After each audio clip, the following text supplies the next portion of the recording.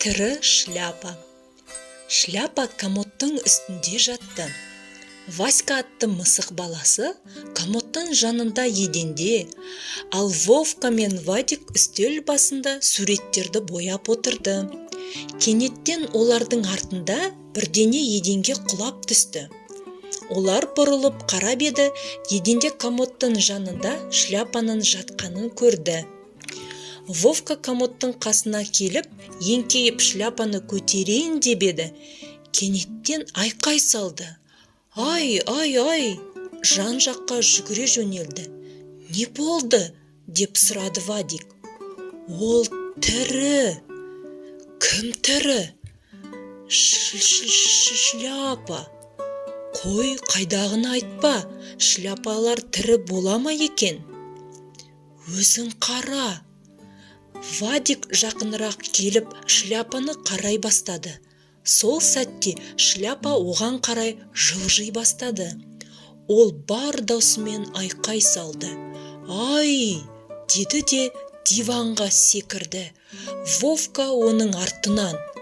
Шляпа бөлменің ортасына келіп тоқтады. Балалар оған қарап, қорыққандарынан дірілдеп отыр. Осы кезде шляпа бұрылды да диванға қарай жылжыды. Ай, ой, деп айқайлады балалар. Диваннан секіріп түсті де бөлмеден шығып ас үйге қарай жүгірді. Есіктерін жауып алды. Мен кетемін, деді Вовка. Қайда? Үйіме кетемін. Неге? Шляпадан қорқамын. Мен бөлме ішінде шляпаның жүргенін бірінші рет көріп тұрмын. Бәлкім оны біреу жіппен жылжытып отырған шығар. Бар қара, бірге барайық. Мен имек таяқты алып алайын. Егер бізге тисе бастаса, таяқпен бір перемін. Тоқтай тұр, мен де имек таяқты алайын. Бізде басқасы жоқ. Мен шаңғы таяғын аламын. Олар имек таяқ пен шаңғы таяғын алып, есікті біраз ашып, бөлме жаққа қарады. Ол қайда деп сұрады Вадик. Әне үстелдің жанында. Қазір оны имек таяқпен бірақ беремін, деді Вадик. Осыдан жақындап көрсін, қаңғы бас.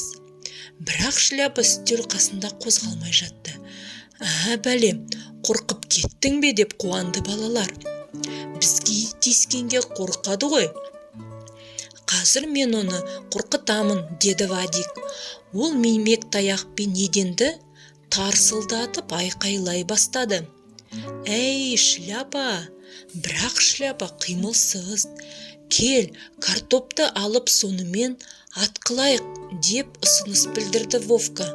Олар ас үйге барып, себеттен картоп алып, оны шляпаға лақтыра бастады. Ақыры Вадик тигізді. Шляпа жоғары қарай секіріп түсті. Мяу, деп бірдеңе айқайлады.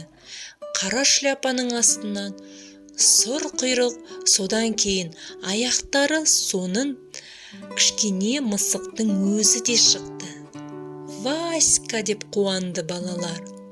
Ол еденде отырған болар, ал шляпа комодтан оның үстіне құлады, деп топшылады Вовка.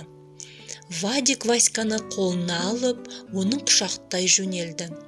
Васька, құлыным, қалай сен шляпаның астында болдың? Бірақ Васька ештеме демеді. Ол тек жарыққа қарай алмай, көзін қысып пырылдады.